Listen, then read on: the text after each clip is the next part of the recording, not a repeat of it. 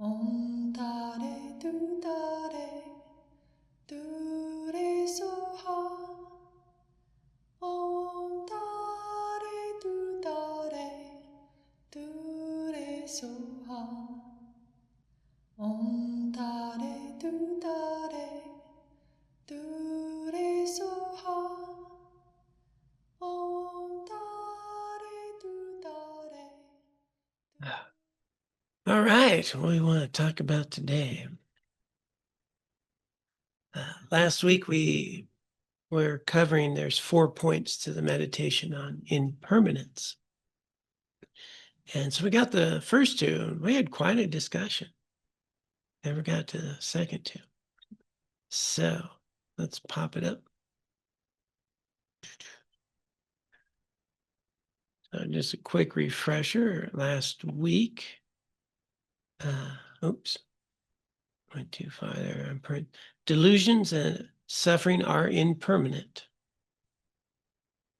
There are antidotes you can use to overcome the delusions.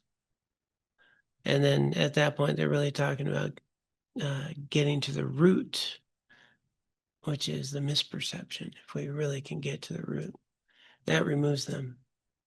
But other antidotes can help us in that process. And that's where we're at with number 3. So they're impermanent. There are antidotes. And you have access to those antidotes.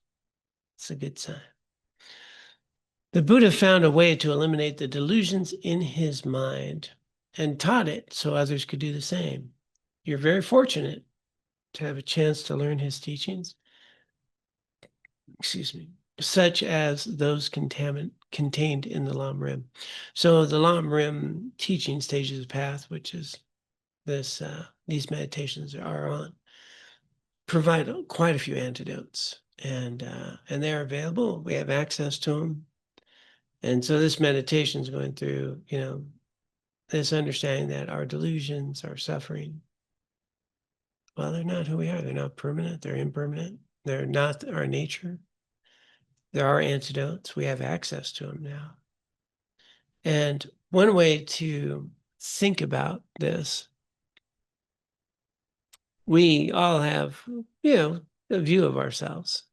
I'm this kind of person. I have these issues. I have this trauma stuff to work on. I'm pretty good at this stuff. I'm pretty handy here.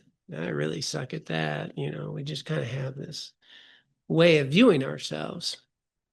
And with that view, it's kind of like that's who we are, right? That's who we are. And that's kind of doesn't seem to change much.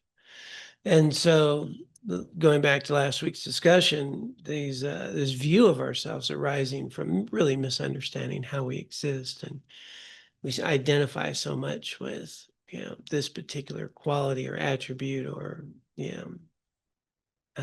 affliction, I'm like this. And so the view that can be here is that it's like water. I have a glass of water in front of me. I'm going to drink. His throat's dry. And so the water's clear, but if you put something in it, right, some dyes or some salt or some different things in here, right, it will permeate the whole water, right?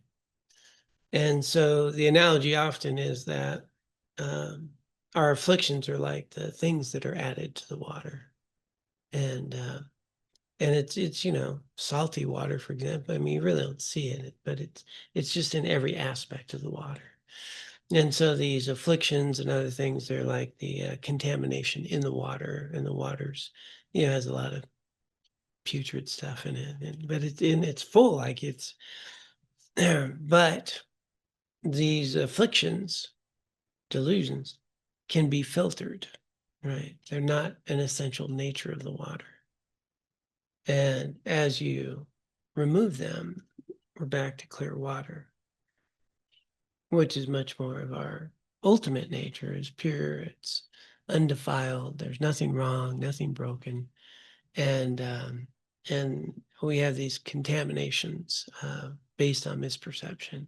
So they talk about sort of contaminated. And so as we filter out those delusions, those afflictions, we just become more of our nature. They're not who we are. They're advantageous, I think is the word they use, advantageous. They like parasites, they find their way in. And then we just identify that's who we are. We're that kind of water, and we don't realize as you filter that out, it's just pure. So understanding that these are not who we are, they can be removed. They are impermanent. They're not our nature. Then we have access, right? We have access to these antidotes. We're very fortunate to have access. Would be the point here that, and then we go, well, how do you know you're fortunate? Louis Spirituality Center down the street says they're fortunate. You guys aren't doing this very well. And this thing has that teaching, and this thing has that teaching, and science has their own teachings, and so, and they can all be helpful, right? They can all be helpful depending on if they're helpful or not. Some more so than others, right? And some speak to us more so than others, right? Based on our conditioning. And so here it's well, am I fortunate? Is this really something that that is helpful for me, that has removed? Can it do what we're talking about in my life? And that's what we want to investigate. We don't just go, oh yeah, I have these afflictions. There's antidotes. You're lucky because you came to the right place. Yeah. Johnny Spirituality Center. We'll get you tuned up. And it's like, no, there kind of has to be a little more in depth here. And so, is there some evidence? Is there some, proof that we can see? Are there people we've met? Are there people that are living today that have used these things and seem effective? And then that's still not enough, right? Then we have to go, well, what about, it works for them, but what about me, right? I've had different experiences. I was raised differently. I've had different things in my life, and so that's where we want to, before we can say how fortunate we are, we need to recognize, are we fortunate? Is this viable for me? Is it something that can help me in my life? And not just because. And so we've all, if we're sitting here, we've all explored lots of spiritual paths, lots of antidotes, lots of things to do. We've all indulged in all kinds of refuges, from cherry pie to exercise to vacations to success to self-criticism. We have a wide range of things we've tried to somehow be okay. And therapy and so forth, things that have helped us, things that haven't helped. We know we just try and we find certain things. And at some point we've landed here, and so from Buddhist perspective, if it's right for you, then this is a wonderful thing. This is rare. It's incredible. Access to the complete path of liberation, of no more suffering. It's available, and you're ready to receive it. If you are ready to receive it. And here it's, you hear me say all the time, no need to fake it. Maybe we're not. Maybe it's kind of interesting. I'll check it out. I mean, that's honest. That's authentic. That's helpful. It's actually more helpful. So then we go, okay, well, this kind of makes sense, this part here, and I'm going to try it. Then we put it into practice and we go, okay, does this work? I mean, our discussion last week on the nature of impermanence, is that true or is not true to you? And some people would, well, it seemed pretty true. None of those feelings or thoughts lasted. They are impermanent. I'm kind of interdependent. Okay, well, we try it out, we apply it, we see if it's true, we test it. Because if we don't do that part, the rest of this is just make believe, then that's not going to get us very far. And so it's really so valuable to just be where we're at with it.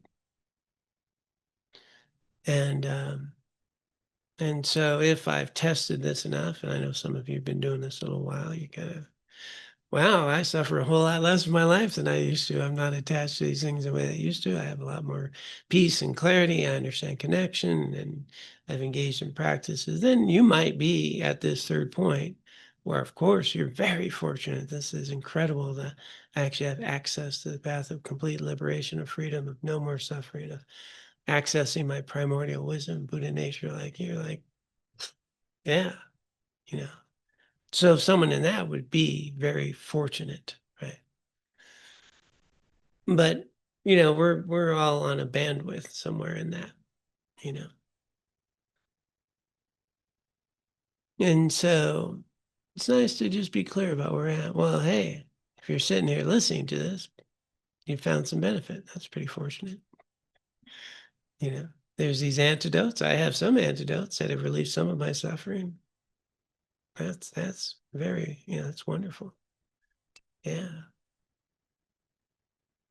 And so the point here is, as we're going through this meditation, to really examine where we're at with that.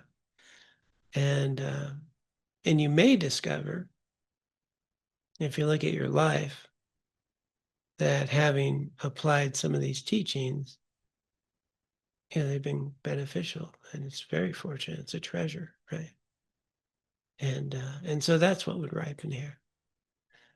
That I do not have to be a prisoner of my afflictions. That's not who I am. And these methods have been helping me learn that. And I have more joy, more balance. Yeah. And then the fortunate part becomes, at some level, this is a treasure, like this is a treasure. How few people that in your life actually have even thought a little more deeply about the true cause of their suffering and how they exist. It's pretty rare.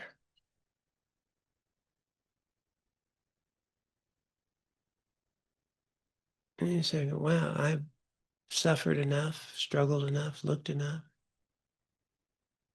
explored enough to be open enough to have access to exploring how I exist, and causes of suffering, causes of well-being, and freedom. Like, you're going to find that very few humans have reached such a point out of the mass population of, what are we at, 8 billion or 9? Where are we at? 8? I think 8. Yeah, 8 billion, a little over 8 billion. And then, if one was meditating at this point, and that was true for them, like, this is a treasure, like, wow. And, the stories about Buddhist teachings going back, would be that they were such a treasure and hard to get, really hard to get. Like one story that you'd cut an arm off to get 4 lines of teaching, like this is the whole thing. What's somebody willing to do to have access to complete liberation? And so in times before the world we're living in, with all this, what it was like to get a teaching like this was incredibly hard, and even in Tibet, you didn't have access to all these teachers. I mean, you had to travel, you'd go over mountain passes, you might get this teaching, you might go to this practice. And when I started, I had to climb over 2 mountain passes, which were uphill both ways. It was weird. And, have to Yeah, I have bare feet and fight off bears with my little notebook. It was, like you guys have it easy. And so, but no, actually, there were still early English translations and, of texts and a certain number of texts, and, very difficult to get good teachings on those and have them translated appropriately. And you were like hanging on every word of Tibetan language that you didn't understand, and then waiting for the translator. And then you get the translation, and then you ask a question, it's a translation, you go back and you're just hanging, like, wow, I might get this, this treasure, right? And and now, YouTube, man. Yeah, YouTube, and it's in English, and we have Western teachers, and even monks and nuns speaking English, they're delivering. And so, on one level, that's incredible, right? It's we can hear His Holiness Dalai Lama give a talk, like living, incredible being, just right there. On another level, we don't treasure it very much. Yeah, I can watch that thing later. We didn't climb over 2 mountain passes to get that teaching. Yeah, I'm gonna save that, catch it later. Maybe I'll listen to it when I'm driving. And so the reverence of of the words and of the teaching and this it's like we're handing you something that is complete freedom from all suffering ever and full awakening and the ultimate knowledge of your primordial wisdom. And I'll get to that next Tuesday, maybe after, my weekend out. And right. And so it's so easy to do that. There's mass. So when we meditate in this way, when we get to these illusions and afflictions, it's how I experience myself. It's the struggle I have. And there are antidotes, and I have access to them. Like, how incredible, wow, wow. And and that mind is very different because it's just so easy now. Yeah. And we can apply that to many things in our lives. Think about how many things that you've accomplished and achieved in your life that you don't treasure anymore, but you only hope to have it happen. And now we have it now. That was so years ago. Like, we're not treasuring what we've already done. We're not treasuring what we've accomplished. We're not treasuring the life that we have. So taking some time to really, recognize, wow, what would it be like to know that these thoughts, feelings, and emotions are not my nature, and they are impermanent, and they come and they go. They're information that help me or don't help me. And I can actually use them to recognize, my freedom. Yeah, it's pretty amazing. And that there's an unbroken lineage of people who practice this and living examples of it. And we can even talk to some of them. If you're September 28th, you'll be able to talk to one of them in the flesh, in English. So that's where, this meditation would really bring us to. And so it's valuable to meet ourselves where we're at in that journey, and it could be just the value of how far you've come, what you've done, and what you've been able to apply in your life that's been helpful, and how precious this is, and these life lessons we've had. They're meaningful. And when I hold them like that, they just ripen the mind very differently. It's like why we wrap this text, this is some Buddhist text, and they're in a nice little folder. It's done nicely, beautiful. And, they'll even touch it to the top of the head for a blessing. And, it's not my John Steinbeck novel, Love John Steinbeck, by the way. So, this is something that can liberate all sentient beings, so wrap it up, keep it nicely, and just, we treat it differently. We ripen the mind differently. Yeah. All right. Let's,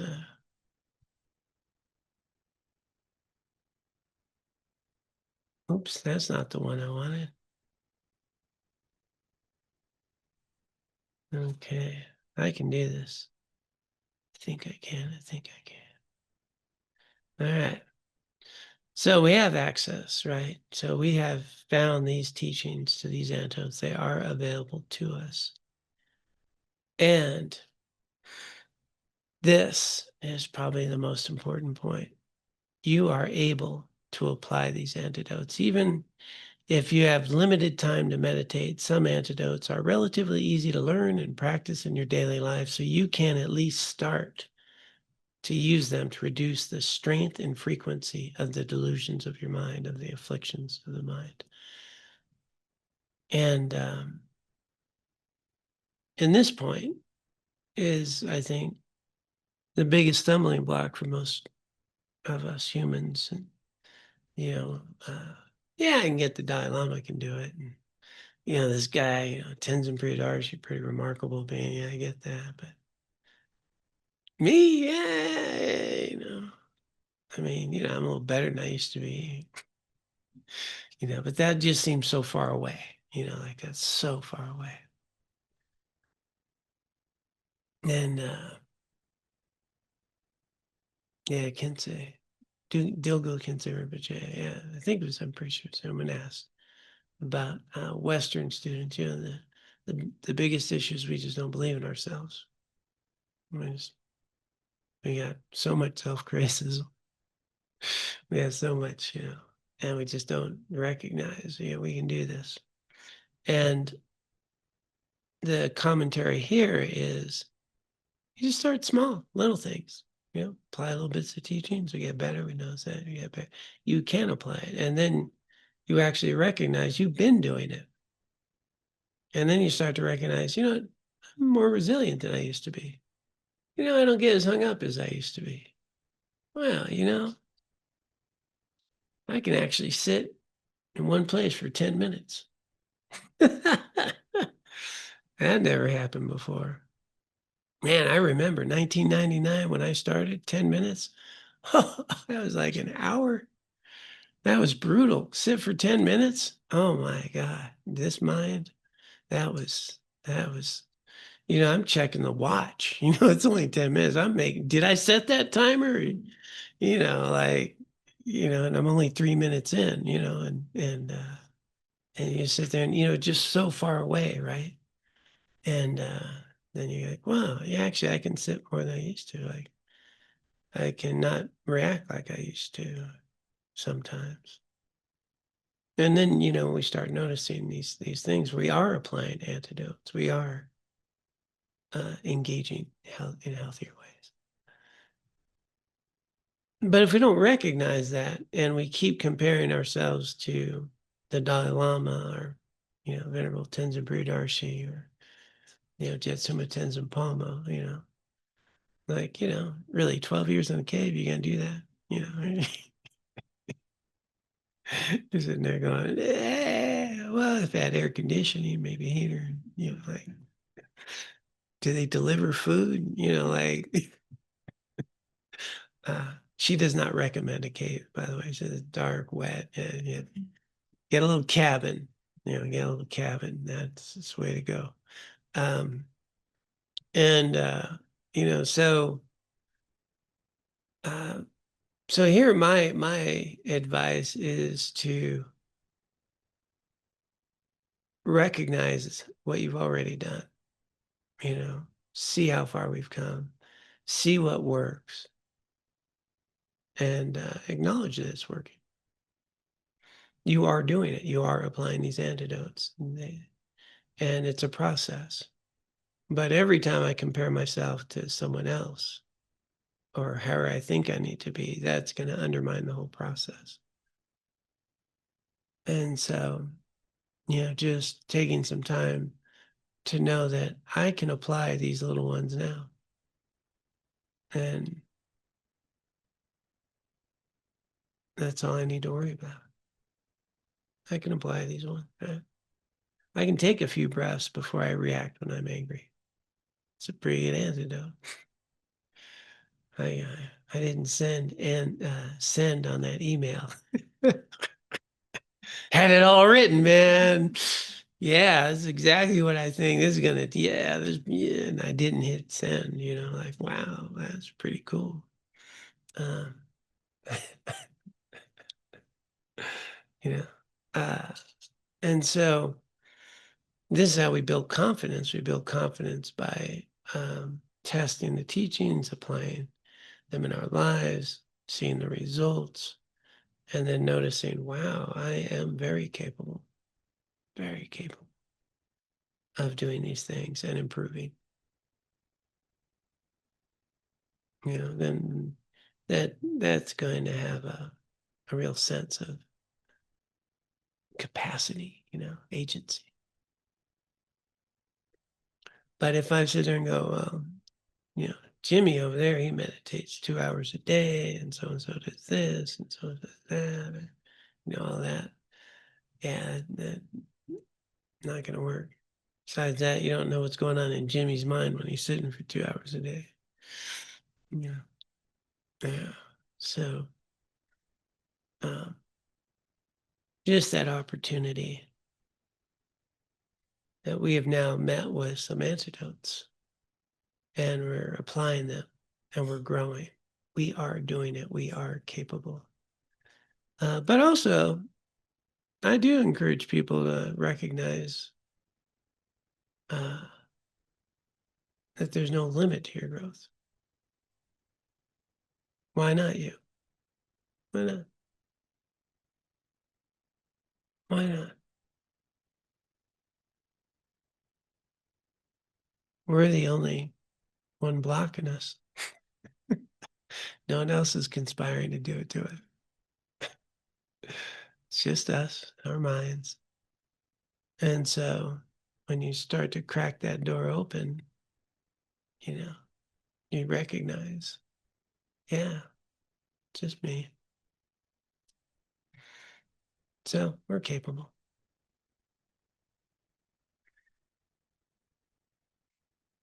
So those are the 4 points on impermanence that one would take some time to reflect on.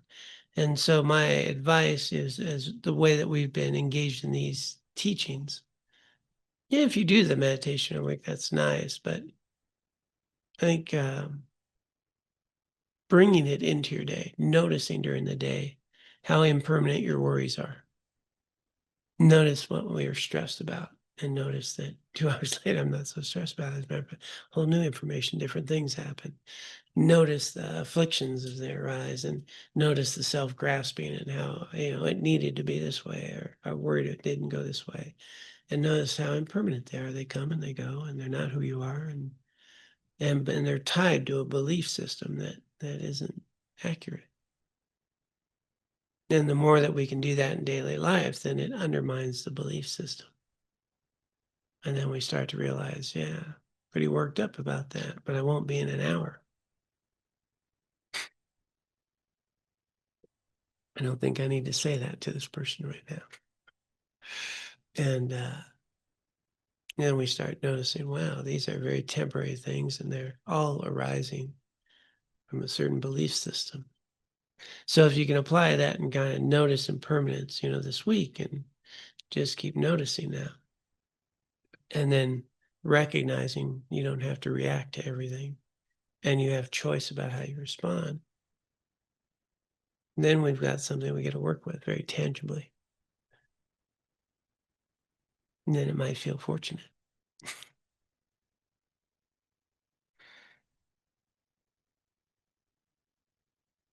All right.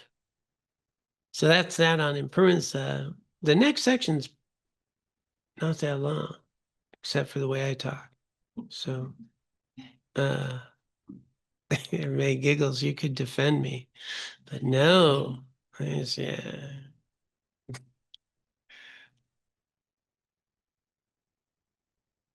So, yeah, let's just read the conclusion. Open your mind to the possibility that you can eradicate delusions, the cause of suffering, just as the Buddha and many of his followers have done. Once you have accomplished this, you will never again have to undergo any suffering. Imagine how wonderful that would be and generate the determination to begin practicing the path to attain it. But don't be attached to attaining it, is the catch.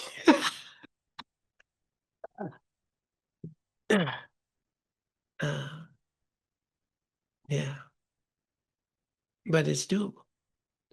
And we notice how we are free of suffering a lot when we apply these. Okay. So now we're in the true path. So we're talking about cessations and true path. Now we can remove the suffering. And so what's the path to do that? For those who wish to attain liberation or nirvana, a state of genuine peace that is free of suffering and its causes, there is a path. I'm sorry, I'm just adding my own words here. There is a way to do this, true path. A path is a realization, a higher state of consciousness. The main true path is the wisdom that directly realizes emptiness, the nature of reality. But other realizations informed by this wisdom are also true paths. When this wisdom is developed with the aim of attaining liberation, it is included in 3 practices known as the 3 higher trainings: ethics, concentration, and wisdom. The term higher training means one engages in these practices with the motivation of renunciation, wishing to be free of samsara and attain liberation. So, tricky word there, renunciation. And so renunciation is saying I'm renouncing this delusional samsara, chasing happiness and 8 worldly concerns. So I'm going to stop beating myself up. Doesn't mean you have to go on a rice diet, sleep on a nail bed. You know, it's I'm renouncing this delusional way of living, and I'm seeking to understand.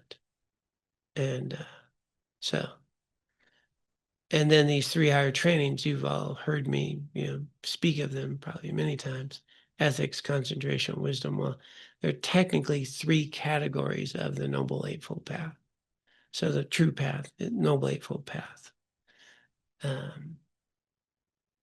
And so Tibetan Buddhists always speak of them in terms of the 3 higher trainings. Theravadas will usually talk about, right view, right intention, right speech, right livelihood,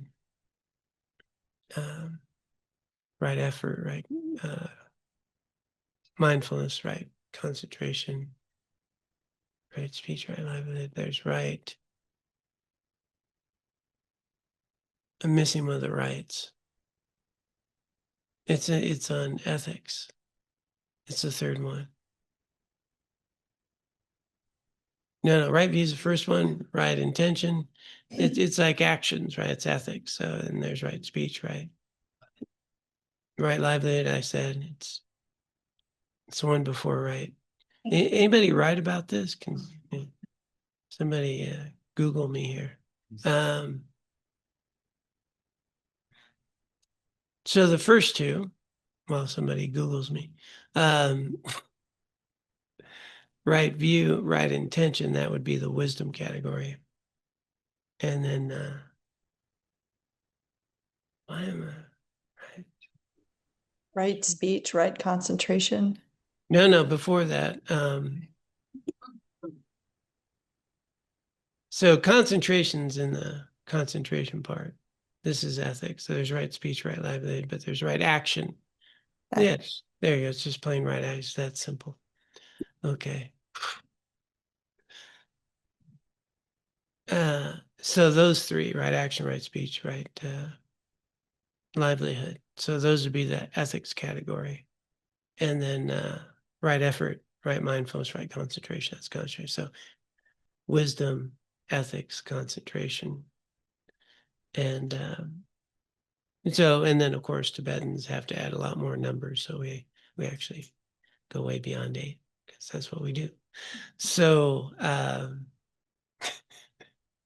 but if we then have this context, we have the causes of suffering, right? That misperception of self. The truth of suffering, the causes of suffering, cessation, that's what we just talked about, and then the true path. Well, here's how we solve the problem. And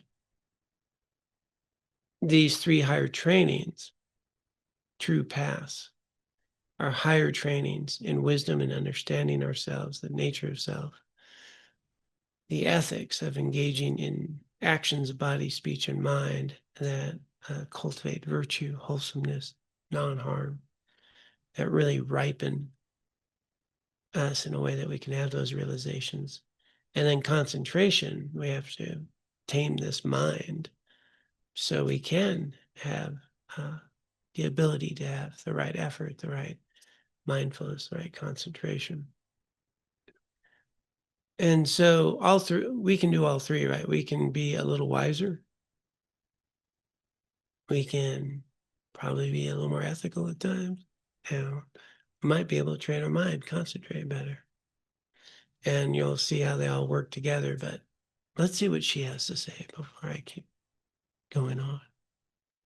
They're not long paragraphs.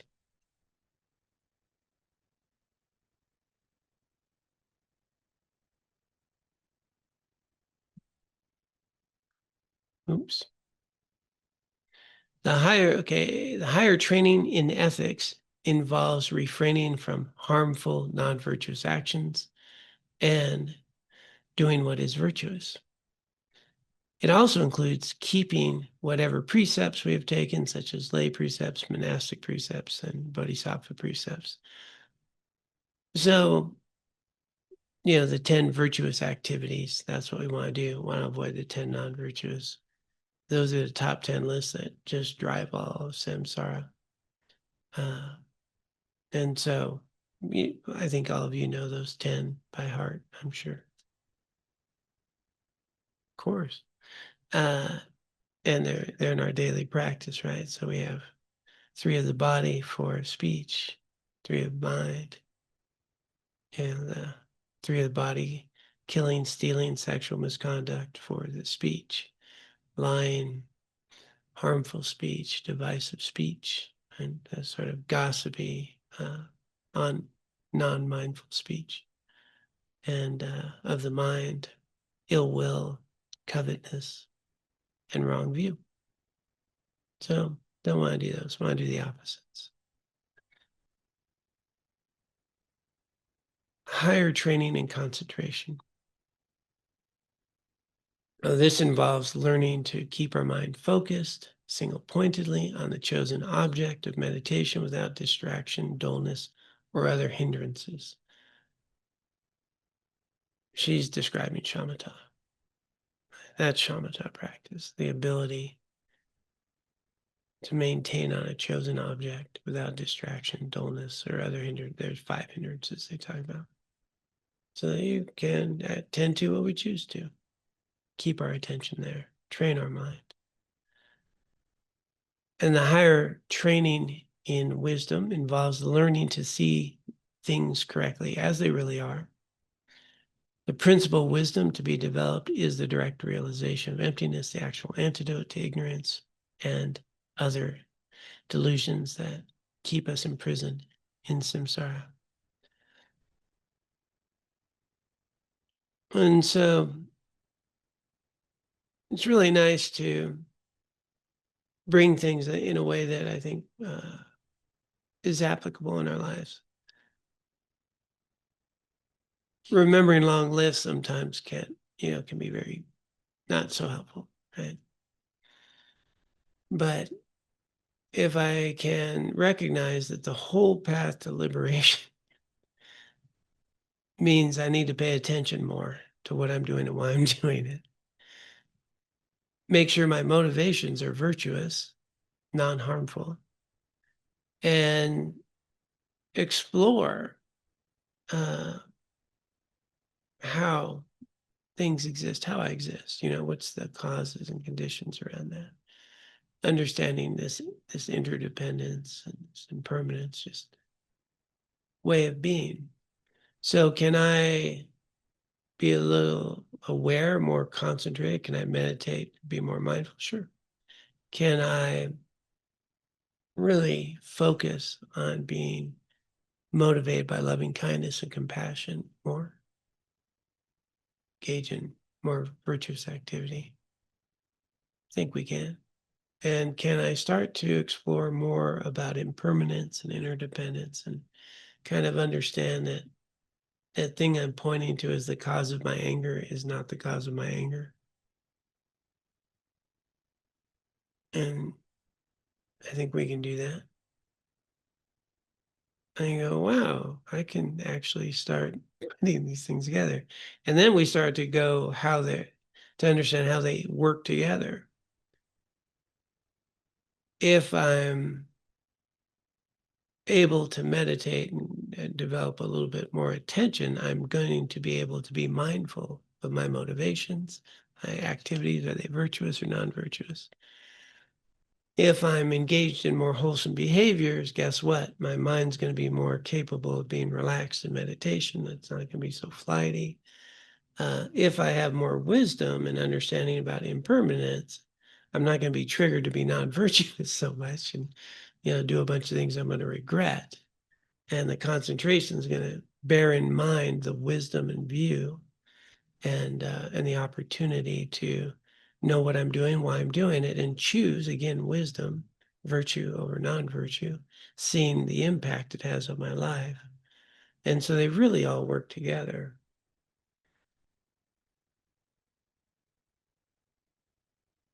And when you're getting presented from a Nyingma or Dzogchen type view, or Kagyu even, I think, they describe everything in view, meditation, and conduct. View is to see things accurately. So maintaining a view of reality, as best you can. And the meditation, which heals the mind and maintains that ability to have a view. And then conduct would be the activities of virtue, ethics, view, meditation, conduct. We tend to, in the Lam Rimyak, ethics, concentration, and wisdom. And but it's interesting to start with view, because what if you started with the view that you have Buddha nature, that you are a pure glass of water, and that all this other stuff's just contamination, and maintain that view.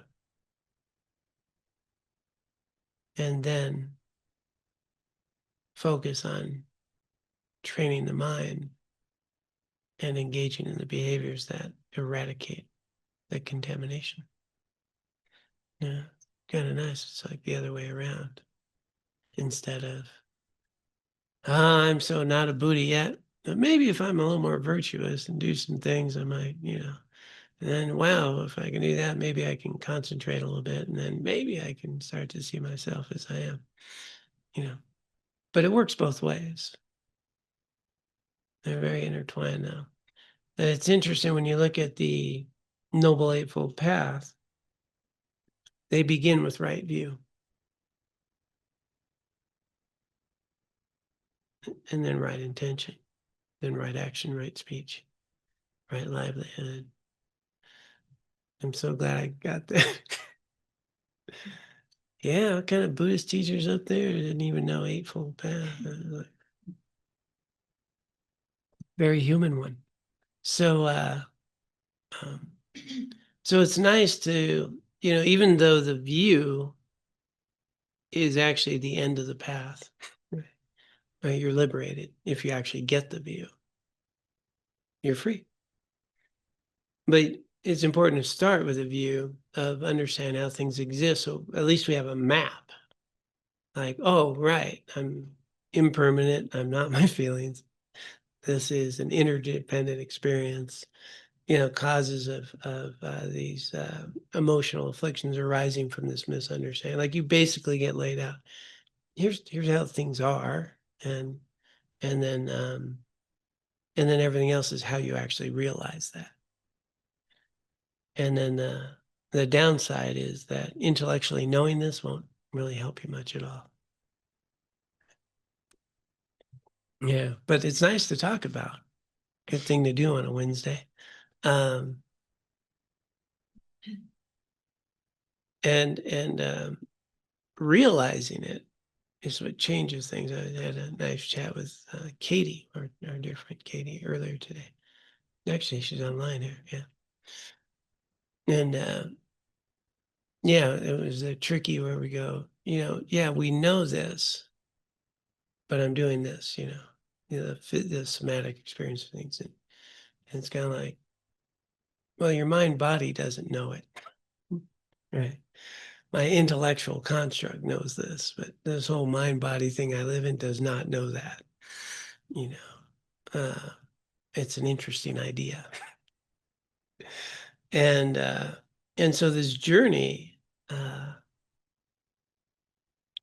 is to educate, this integrated mind body thing that we have that has stored every imprint in our lives and our traumas and our struggles and all that, and has adapted to things and knows how to feel good, knows what to avoid, and to its own ability with its own capacity, and it pretty much drives our reactivity and our actions, and our intellectual knowledge reflecting on something has very little voice to this thing that has this very lived experience. Yeah, that was a cute idea you heard last Wednesday. That was nice. We're doing this. And so, when we say, I know better, technically you don't. Technically we don't. But if we take it one layer deeper, we do, right? Our innate wisdom, we there's nothing to fix. It knows it's when we quiet, and you all have heard me say we can get quiet and just ask what's a healthy thing to do. Generally have a pretty good answer. Don't ask what you should do. That's a whole different thing, because then I'm involved. But just objectively, we get a good answer. So I'm going to bring this full cycle to Khandro Rinpoche, because she really caught my attention with this idea. Her perspective is, on one level, like, not much need to study Buddhism. One level, there's really not much to learn there, because your innate, sort of wisdom and intuition, it's already knows that, not much to fix. The reason one studies Buddhism is to apply the practices that overcome your resistance to knowing your ultimate nature and all the answers. And the real reason we're studying Buddhism is to overcome all of our innate resistance to how we actually exist and how things are. And I thought, yeah, that kind of nails it. Uh, that's why we can have a inspired discussion and not follow through on any of it. Right? So the inertia of conditioning and everything and all that reason that her view is, the study of these practices is to overcome this resistance, this habituation of misguided understanding of this composite mind-body thing. It really has its own vested interest in existing in a particular way that does not accord with reality.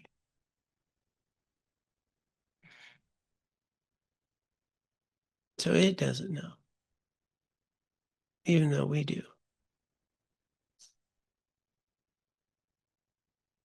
Yeah, she caught my attention with that. I was like, yeah, that makes a lot of sense. But I'm so not like her. But I could be. Could be. I took this stuff seriously. Yeah.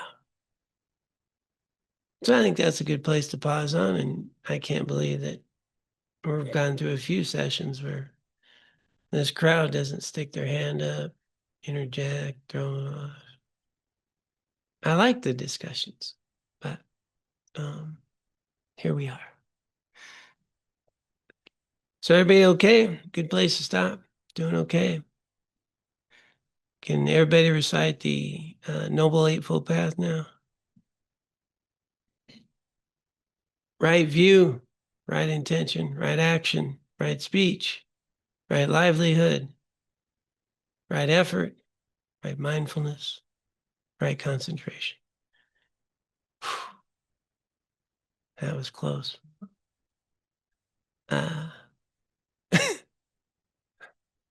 So I invite you this week to, just recognize how far you come. Know that you have capacity and experiment with impermanence, experiment with the impermanent nature of thoughts, feelings, and actions, of body, speech, and mind. And see how we feel when we engage in virtue. Tends to be a little more pleasant, I believe. All right, well, thank you all so much. Let's go ahead and dedicate the time, energy, effort, virtue that we have cultivated here today.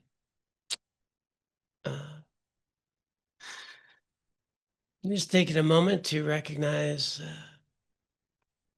what a precious opportunity this was to support each other, to unpack and explore these precious teachings that have made their way through centuries, one would say eons even, and through our efforts and collective struggles and joys that found our way here, with the aspiration to open our hearts, to learn about ourselves, to be helpful to others. Yeah, that's a lot of merit right there. To explore these teachings in ways that are practical for us and to test them. To have an opportunity to explore a path that some say leads to complete enlightenment. A lot of merit here. Let us dedicate it for the benefit of all sentient beings. May our efforts here find their way into the world, helping them in their own ways. And may it continue to grow and nourish ourselves so that we can recognize our Buddha nature, be of greatest benefit to all.